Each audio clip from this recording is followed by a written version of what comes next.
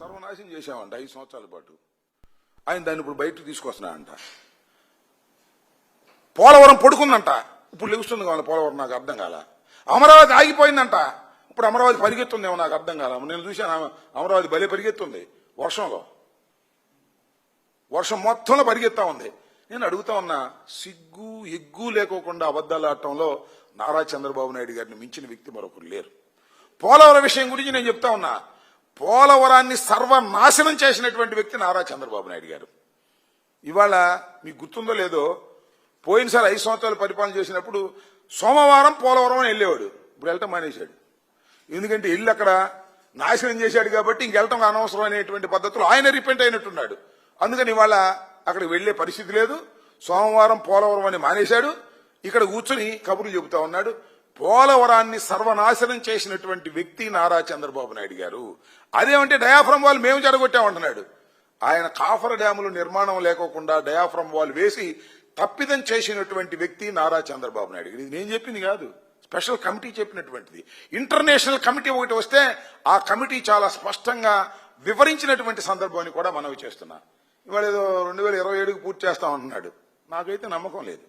2027కు కూడా పూర్తి చేసే పరిస్థితుల్లో ఇవాళ చంద్రబాబు నాయుడు గారు లేరు. దాని మీద దృష్టి కూడా పెట్టడం లేదు. దానిలో వచ్చే కమిషన్ల కోసం మాత్రమే ఆయన కక్కుర్తి పడేటటువంటి కార్యక్రమం చేస్తున్నాడు అనేది నాకు చాలా స్పష్టంగా అర్థమవుతున్నటువంటి అంశమని కూడా ఈ సందర్భంగా నేను మనవి చేస్తున్నా. ఇలా అన్ని పచ్చి అబద్దాలు చెప్పేటటువంటి కార్యక్రమం చేస్తూ జగన్మోహన్ రెడ్డి గారి ప్రభుత్వం రాష్ట్రాన్ని సర్వనాశనం చేసింది, రాష్ట్రాన్ని అధోగతి పాలు చేసింది అని చెప్తున్నాడు. ఇందాక చెబుతున్నాడండి, 10 లక్షల కోట్లు అంట మేము అప్పు చేసింది. అంతకుముందు ఏం చెప్పారు? 6 లక్షల కోట్లని సభాముఖంగా చెప్పి ఇవాళ మళ్ళా 4 కలుపుతున్నాడు. అంతకుముందే ఎన్నికల ముందే 14 లక్షల కోట్లు అని చెప్పాడు.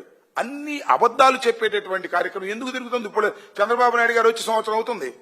ఇవాళ 2 లక్షల కోట్లు అప్పు చేసినటువంటి సందర్భం. ఎవరు ఎక్కువ చేస్తున్నారు? చంద్రబాబు నాయుడు గారు. అప్పుడు ఏమన్నారు మీరు? ఇది శ్రీలంక అయిపోతుంది, అప్పులు చేస్తున్నాడు జగన్మోహన్ రెడ్డి అన్నారు. ఇవాళ మీరు వచ్చి అంతకన్నా ఎక్కువ అప్పులు చేసేటటువంటి పరిస్థితికి వచ్చి మమ్మల్ని విమర్శించే నైతిక హక్కు మీకు ఎక్కడుంది అని ఈ సందర్భంగా నేను చెప్పదలుచుకున్నా. ఈ విధంగా అనేక విధాలుగా చంద్రబాబు నాయుడు గారు మమ్మల్ని విమర్శించేటటువంటి కార్యక్రమం చేస్తున్నారు. నేను ఒకటే చెబుతున్నా, జగన్మోహన్ రెడ్డి గారి పరిపాలనలో అనేకమైనటువంటి సంక్షేమ కార్యక్రమాలు అమలు చేశాం. 2.7 లక్షల కోట్ల రూపాయలు ప్రజలకు డీబీటీ ద్వారా ఇచ్చినటువంటి సందర్భం. అంతేకాదు, గ్రామ స్థాయిలోనే అన్ని సమస్యలు పరిష్కరించుకునే విధంగా గ్రామ స్థాయిలోనే అన్ని కార్యక్రమాలు చేసినటువంటి మా ప్రభుత్వాన్ని ఇవాళ చంద్రబాబు నాయుడు గారు విమర్శించేటటువంటి కార్యక్రమం చేస్తున్నారు. అదేమంటే సింగపూర్ అంటాడు. ఇప్పుడు రాజధాని గురించి మాట్లాడుతున్నాడు. రాజధాని ఆగిపోయిందంట, ఇప్పుడు పరిగెత్తుందంట. మన సింగపూర్ వెళ్ళి వచ్చారు, ఏమైంది రాజధాని? వాళ్ళు ఏమైనా పెట్టుబడులు పెడతా ఉన్నారా?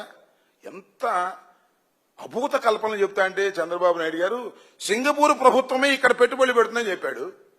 చివరికి సింగపూర్ ప్రభుత్వం కాదు పెట్టుబడి పెట్టేది, సింగపూర్లో ఉన్నటువంటి కొన్ని ప్రైవేటు కంపెనీలతో ఒప్పందం చేసుకుని వాళ్ళ దగ్గర కిక్ బ్యాక్స్ తీసుకుని రాజధానిలో డబ్బులు కాజేయాలని ప్రయత్నం చేశాడు. ఆ ఈశ్వర్ అనే వ్యక్తిని అరెస్ట్ చేసి లోపల పెట్టారు, అన్యాయం చేశారని, అవినీతికి పాల్పడ్డాడని. దాంతో మొత్తం గోల్మాల్ అయిపోయింది. ఇవాళ వెళ్ళి అడిగాడు, వాళ్ళు రామ పొమ్మన్నారు ప్రైవేట్ కంపెనీలు కూడా, వచ్చి మా మీద పడేటువంటి కార్యక్రమం చేస్తున్నాడు. ఇవాళ రాజధానిని కూడా సర్వనాశనం చేసేటటువంటి పరిస్థితిలోకి వచ్చాడు చంద్రబాబు నాయుడు గారు. ఎందుకంటే 53,000 ఎకరాలు ఉంటే అది పూర్తి చేయకోకుండా ఇంకా 43,000 ఎకరాలని తీసుకోవాలనేటువంటి ఉద్దేశంతో ఏమి లేదు, అన్ని తాకట్టు పెట్టి డబ్బులు తీసుకుందాం అంతే. డబ్బులు తీసుకోవడం, మామూలుగా టెండర్లు పిలవటం, దానిలో మొబిలైజేషన్ అడ్వాన్స్ 10% ఇవ్వటం, దానిలో 8% తీసుకోవటం, డబ్బులు పోగు చేసుకునే కార్యక్రమం చేసేటటువంటి పరిస్థితికి వచ్చాడు. అవన్నీ చూసేదంతా కూడా మన నారా లోకేష్ గారు, వారి కుమారుడు. ఆయన క్యాషు, రాజేషు, సూటు కేసు, లోకేషు, ఇది మొత్తం జరుగుతున్నటువంటి వ్యవహారం. సూట్ కేసులతో డబ్బులు తీసుకుని వ్యవహారం నడుపుతున్నటువంటి వ్యక్తి నారా లోకేష్ గారు. ఈయన కలిసి ఈ రాష్ట్రాన్ని సర్వనాశనం చేసే విధంగా ఇవాళ దిగజారిపోయినటువంటి కార్యక్రమాలు చేస్తున్నారు. దీనికి మాకు ఊరినే మా మీద ఇక్కడ అప్పాలు కొట్టే కార్యక్రమం, అది బగలు తీసాం ఇది బగలు తీసాం అని చెప్పేటటువంటి కార్యక్రమాల్లో చంద్రబాబు నాయుడు గారు ఇవాళ సుదీర్ఘమైనటువంటి ఉపన్యాసం ఆగస్టు 15వ తారీఖున జెండా ఎత్తే కార్యక్రమంలో ఈ కార్యక్రమాలన్నీ చేసి ఇలా దుర్మార్గమైనటువంటి మాటలు మాట్లాడి మమ్మల్ని బురదల్లాలనే ప్రయత్నం చేస్తున్నారు. చంద్రబాబు నాయుడు గారు సూపర్ 6 ని అదేవిధంగా 140